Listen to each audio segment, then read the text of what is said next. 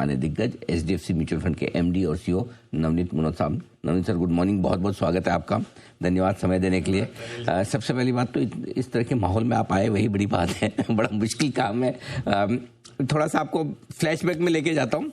6 साल पहले ठीक 23 मार्च 2020 ये वो दिन था जब Nifty, Sensex, bank Nifty, small cap, mid cap उस दिन 13% सब टूटे थे और तब लोगों को लगा कि ये तो बड़ा मनहूस दिन है।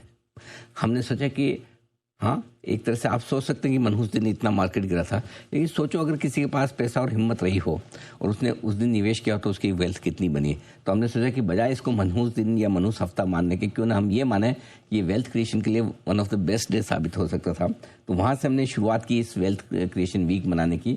आज आप हमारे पहले मेहमान हैं। सबसे पहले तो ये बताइए, फ्लैशबैक में कुछ याद है 2020 का वो दिन 23 मार्च, कुछ याद आता है? बिल्कुल याद है अनिल जी, और हमारी बात भी हुई थी उस दिन। मुझे याद है कि बाजार गिरा था 13%, बैंक निफ्टी करीब 17% गिर गई थी और कई सारे ऐसे शेयर थे जो 20-30% गिर गए थे और एक बड़ा ही अनिश्चितता का माहौल था। लॉकडाउन अनाउंस हुआ था और हो रहा था और ऐसा लग रहा था कि पता नहीं क्या होगा विश्व का, क्या होगा मानवता का, क्या होगा अर्थव्यवस्था का। ये सब माहौल के बीच में वो जो जिस तरह से बाजार गिरा, और मुझे ध्यान है हमारे फ्लेक्सी कैप फंड की एनएवी उसके पहले करीब 650 के आसपास थी उसी क्वार्टर में, और उस दिन गिरकर 450 की हो गई। अब मैं एक बात बता सकता हूँ आपको अनिल जी कि वो 450 वाली एनएवी उस दिन की आज 1800 रुपए की, आज भी 1800 है। अब वो अगर आपने पहले पैसा लगा दिया, अगर आपको ऐसा लगा, पहले पता ही नहीं था कि ऐसा कोविड जैसी स्थिति हो जाएगी, आपने पहले पैसा लगा दिया फरवरी में, आपको पता हम तो आए थे उस दिन जब बाजार का नया पीक था फरवरी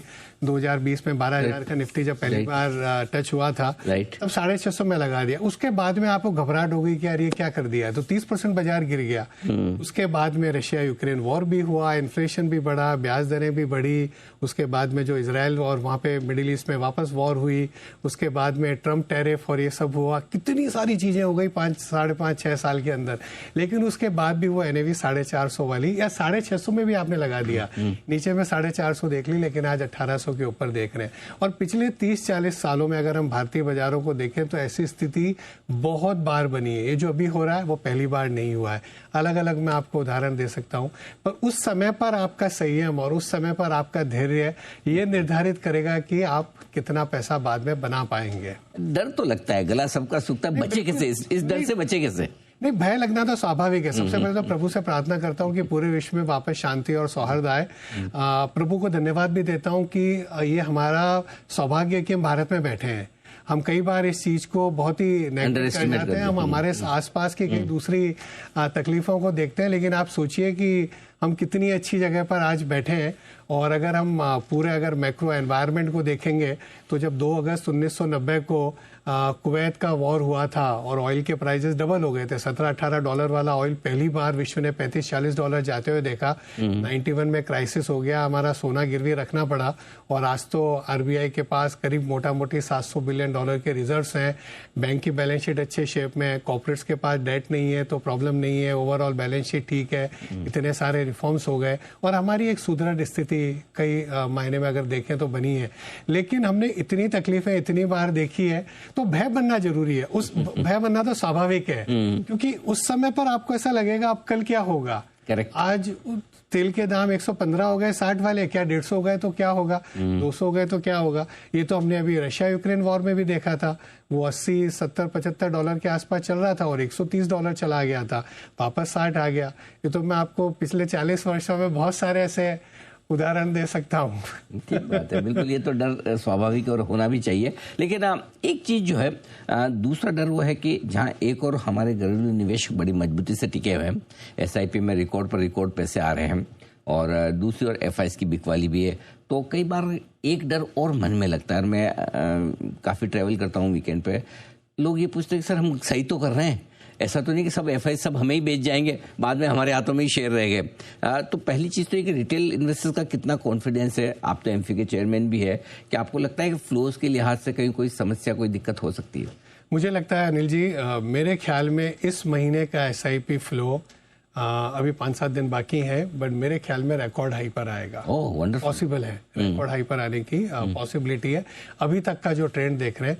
और मैं आपको धन्यवाद देना चाहूँगा, सब निवेशकों को धन्यवाद देना चाहूँगा, हमारे जो डिस्ट्रीब्यूटर्स, एडवाइजर्स वगैरह हैं और मार्केट रेगुलेटर को, सबको धन्यवाद देना चाहूँगा कि ये निवेशकों को संदेश पहुँचा पाना कि वो नियमितता बहुत जरूरी है। और वो अगर टूट गई तो आप सोचिए, अगर आपने उस दिन, जब हम बात कर रहे हैं आज के 6 साल पहले की, 23 मार्च को अगर आपकी SIP इंस्टॉलमेंट नीचे में नहीं गई तो उतनी यूनिट्स आपको नहीं मिली। मार्च, अप्रैल, मई, जून में जब बाजार गिरा तब आपको वो जो नीचे में अगर ज्यादा यूनिट्स मिलनी चाहिए थी, अगर वो 450, 500, 600 रुपए की NAV में, तो आज आप 1800 रुपए की NAV कैसे देखते।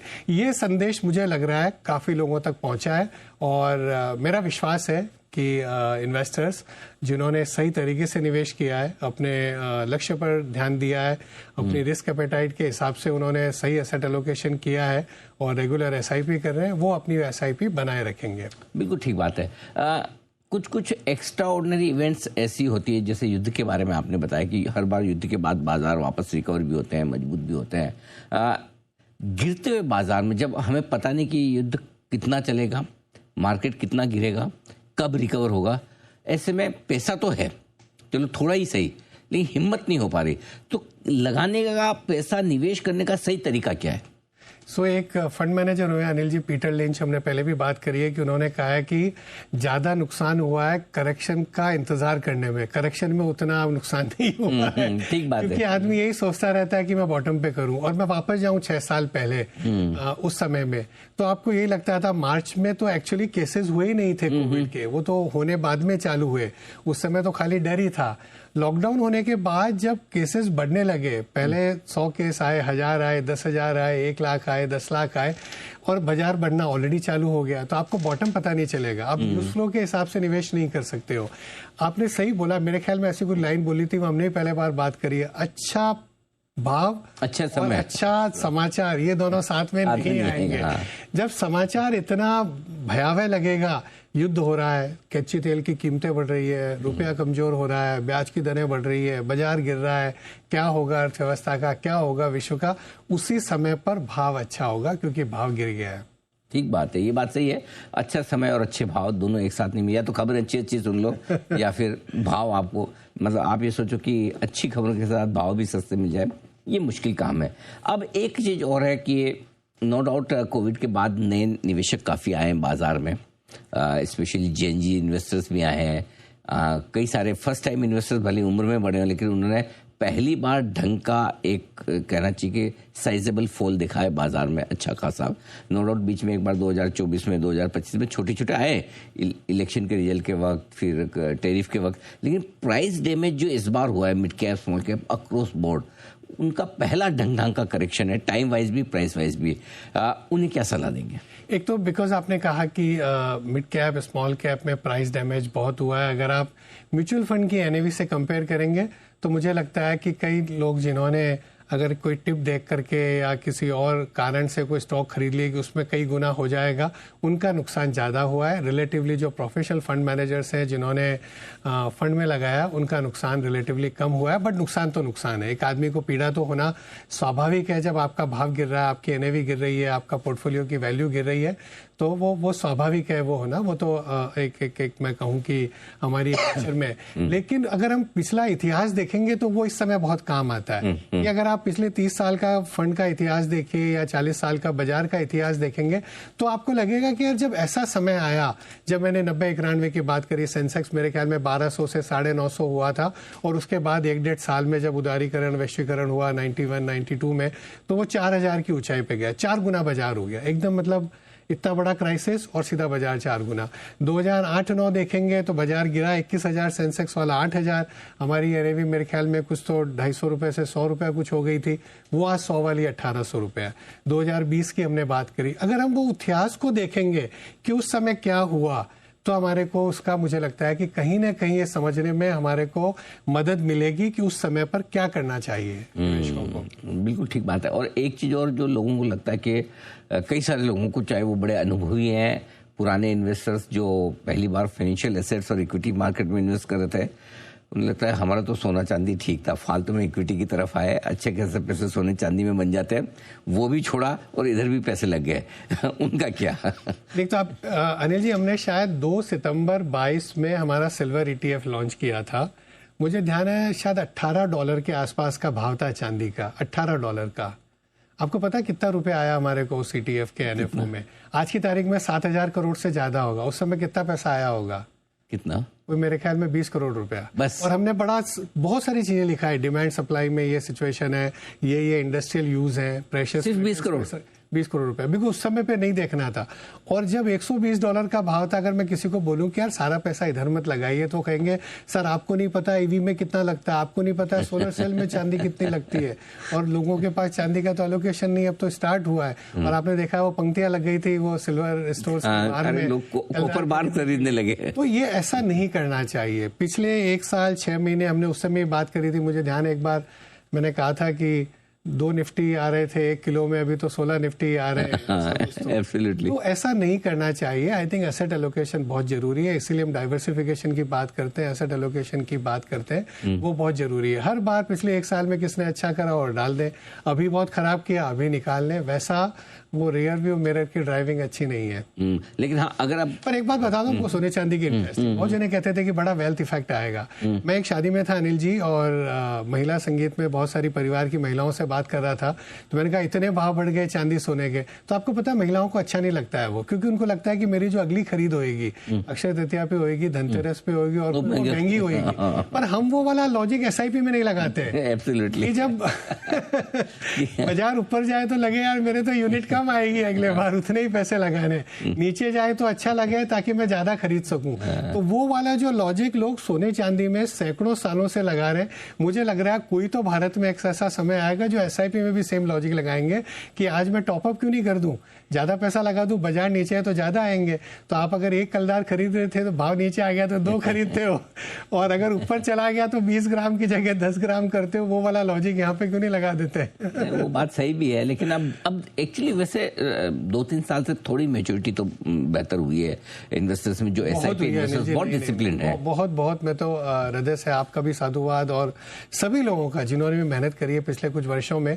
और ये अच्छा है कि एक जो आपने बोला कई जेनजी वाले निवेशक आए, नए निवेशक आए, उन्हें एक ही सोचना है कि कौन से लक्ष्य के लिए निवेश कर रहे हैं। 30-40 साल बाद जब रिटायरमेंट आएगा, 10 साल के बाद जब परिवार बनेगा और उनके और उनको वेल्थ क्रिएट करनी है उसके लिए, तो उसमें इस तरह का उतार चढ़ाव वो पिछला इतिहास देख सकते हैं कि उनके लिए जब इस तरह का बाजार गिरता है, ज्यादा यूनिट्स मिलती है, उनके लिए अच्छा है। और यही समय होता है कि थोड़ा टॉपअप करते रहे। मुझे नहीं पता, आपने पूछा कि अब कब गिर, मेरे को नहीं पता बॉटम कहाँ होगा, किसी को भी नहीं पता। अगर किसी को पता है या तो वो झूठ बोल रहे हैं या किस्मत है कि भाई नहीं पता है। बिल्कुल ठीक बात है। अच्छा, एक चीज और कि हम आजकल मार्केट में सब लोग बात करते हैं, पहले और इस बार की गिरावट में एक बड़ा अंतर है, वो ये कि पहले हमें ये लगता था कि FIs खरीदेंगे, अब ये लगता है कि अच्छी खबर हो या बुरी खबर FIs को बेचना ही, चाहे आप GST कर दें, GST कट कर लें, चाहे ट्रेड डील कर लें, कुछ भी हो जाए FIs को लेना ही नहीं। क्या हुआ, ऐसा क्या नाराजगी है FIs की भारत से? नहीं है अनिल जी, आई थिंक ये वाली परिस्थिति वापस बदल गई एकदम से। अदरवाइज आप देखोगे तो पिछले महीने तो FI खरीद रहे थे, आई थिंक कुछ तो उनकी बाइंग चालू हो गई थी क्योंकि हमारे यहाँ वैल्यूएशंस रिलेटिवली बेटर हो गए। बाजार करीब 17-18 महीने से फ्लैट रहा था, अर्निंग्स तो बढ़ी है और इस साल की अर्निंग्स की अच्छी एक्सपेक्टेशंस थी अगले कई क्वार्टर्स की, तो उनकी बाइंग वापस चालू हो रही थी। लेकिन ये वाला एकदम अनएक्सपेक्टेड आ गया, और क्योंकि हम लार्ज ऑयल इंपोर्टर हैं तो हमारा ज्यादा इंपैक्ट होता है कुछ और कंट्रीज के मुकाबले में। और इन जनरल एक भय का वातावरण सब जगह अगर पूरे विश्व में हो गया। पर मुझे लगता है जब भी ये बादल छटेंगे, जब भी ये युद्ध के बादल छटेंगे, जब भी थोड़ी सी भी स्थिरता आएगी, तो मुझे लग रहा है कि इस बार भारत के प्रति मुझे लगता है कि शायद FII का व्यू डिफरेंट होएगा। एक और चीज जो भारत में लोगों को बड़ी सता रही हुई, हमारी करेंसी, मतलब दुनिया भर में डॉलर कमजोर हुआ, बाकी करेंसी मजबूती, हम अकेले सबसे ज्यादा गिरने वालों में, जबकि सबसे तेज दौड़ लगाती हुई हमारी अर्थव्यवस्था। तो ऐसा क्या हम गलत कर रहे हैं या ऐसा क्या वजह है कि हमारा रुपया मजबूत नहीं हो रहा? एक तो उसको इस तरह से नहीं देखना चाहिए कि वो अच्छा है कि खराब है, क्योंकि अगर ये वीकर रूपी है, कहीं ना कहीं एक्सपोर्टर्स को तो मदद मिल रही है। जब हमारे पर टैरिफ लगाया गया है यूएस का इतना ज़्यादा, तो कहीं ना कहीं एक एक्सपोर्टर्स के लिए वो अच्छा भी हो जाता है। कई एक्सपोर्ट्स इंडस्ट्रीज ऐसी थी जिन्हें नेगेटिव इम्पैक्ट हुआ विश्व के वातावरण से, तो रुपया कमज़ोर हुआ। और अगर हम 20-25 साल का इतिहास देखेंगे तो मेरे ख्याल में मोटा मोटी 3-3.5% पर एनम का डेप्रिसिएशन हुआ है।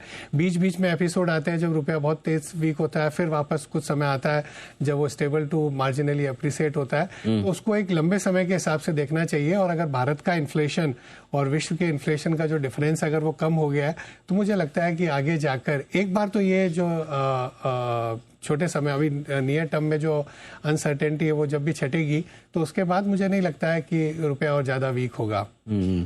जैसा आपने कहा भी कि न पहला युद्ध है न आखिरी है, होपफुली कि हमारा ना वो अच्छी बात का इतिहास देख लीजिए। मैं तो कई बार कहता हूँ कि 40 साल का जो समय था 1980 से 2020 का, उसमें विश्व में इतनी शांति और इतनी समृद्धि मानवता के इतिहास में नहीं हुई 40 साल में। क्या 100 करोड़ से ज्यादा चाइनीज, 100 करोड़ से ज्यादा भारतीय, इतने लैटिन अमेरिकन, सब जगह पे विश्व में इतनी समृद्धि बढ़ी। 40 साल। बाकी जब यूरोप ने अच्छा किया एक शताब्दियों तक तो कुछ ही लोग थे, यूएस ने किया तो कुछ ही लोग थे, जापान था तो कुछ ही लोग थे। ये 40 साल का समय ऐसा निकला जब बहुत शांति और बहुत समृद्धि रही है। और इसमें भी मुझे लगता है कि युद्ध में कई नए इनोवेशंस भी होते हैं। एक बहुत ही दुख भरी सिचुएशन है, बट जब ऑयल प्राइसेस ऊपर जाते हैं तभी नए इनोवेशन आते हैं। शेल गैस की खोज हुई थी जब 2007-8 में, जब $100 के ऊपर रहा तो निवेश हुआ। रिन्यूएबल एनर्जी में इतना काम हुआ जब भी ऑयल प्राइसेस ऊपर गए। और मुझे लगता है कि अब जब वापस ऊपर जा रहे हैं तो हर देश सोचता है, हर कंपनी सोचती है कुछ नया इनोवेट करने की। कोविड में भी यही हुआ था अनिल जी, लोगों ने एक नए तरीके से प्रोडक्टिविटी, अपनी एफिशिएंसी बढ़ाने की कोशिश करी। तो जब मानवता पर कोई प्रहार होता है, कोई एक कठिन समय आता है, तब हम उसी समय नया इनोवेशन करते हैं। तो इस बार भी नए इनोवेशन निकलेंगे। बिल्कुल ठीक बात है, होंगे भी। और हर बार गिरावट के बाद जब तेजी होती है तो नई लीडरशिप भी आती है। तो इस बार मैं ये जानना चाहता हूँ कि इस बार जब भी जहां से भी बाजार रिकवर होने की कोशिश करेंगे, मजबूत होंगे, कहाँ से आएगी लीडरशिप? दोनों ही चीजें। कुछ तो ऐसे हैं अनिल जी, कई क्षेत्र ऐसे हैं जो बहुत गिर गए हैं। फाइनेंशियल सर्विसेज है बहुत गिर गए हैं, इंडस्ट्रियल्स हैं बहुत गिर गए हैं। अभी पहले हम सब PLI, China Plus 1 और जितना भी काम सरकार ने किया, जितना भी कंपनियों ने किया है कि प्राइवेट कैपेक्स चालू होगा, गवर्नमेंट कंटिन्यूअस कैपेक्स कर रही है, लेकिन अभी ये मिडिल ईस्ट की स्थिति की वजह से, तेल की कीमतों की वजह से और कारणों से लोगों को लग रहा है कि अभी तो थोड़ा डेफर हो गया, बट ऐसा नहीं होगा। स्ट्रक्चरल स्टोरी तो खत्म नहीं हुई है। फाइनेंशियल, जैसे मैंने कहा कि स्टॉक्स काफ़ी गिर गए, और अगर हम लंबे समय के लिए देखेंगे तो चाहे फाइनेंशियल्स हैं, कैपिटल मार्केट हैं, ये सब तो स्ट्रक्चरल थीम्स हैं। और कंजम्पशन में भी जितने भी कदम उठाए गए पिछले वर्ष, और हमें लग रहा था रिकवरी हो रही थी, चाहे वो ऑटोज थे, कंज्यूमर डिस्क्रिशनरी था, इवन स्टेपल्स में भी सुधार हो रहा था। अभी वापस अगेन ये जो भय का एक वातावरण आ गया है, उसकी वजह से सब में कमजोरी है। पर स्टॉक स्पेसिफिक मुझे लगता है कई जगह मौके मिलेंगे। बिल्कुल ठीक बात है। तो कई सारे सेक्टर्स ऐसे होंगे जो बाजार की रिकवरी में आपको लीडरशिप देंगे भी।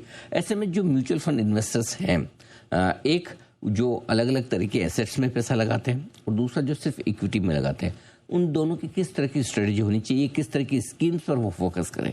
सबसे पहले तो अपने लक्ष्य निर्धारित करें कि आप किस लिए निवेश कर रहे हैं, कितने समय के लिए निवेश कर रहे हैं, और आपकी रिस्क एपेटाइट क्या है। आज जब बाजार गिरा है, सपोज 10% बाजार गिर गया है ये पिछले कुछ हफ्ता में, आप उसको देख सकते हैं क्या आपका 10 लाख रुपए का पोर्टफोलियो 9 लाख रुपए हो गया, तो आप में क्षमता है क्या वो देखने की। हो सकता है 9 लाख का 8 लाख भी हो जाए। 20% बाजार ऊपर नीचे हो जाए तो आप उसको झेल सकते हैं क्या, जिसको बोलते हैं ना पेट का पानी नहीं हिला क्या आपका। अगर वो बहुत हिल रहा है तो पूरा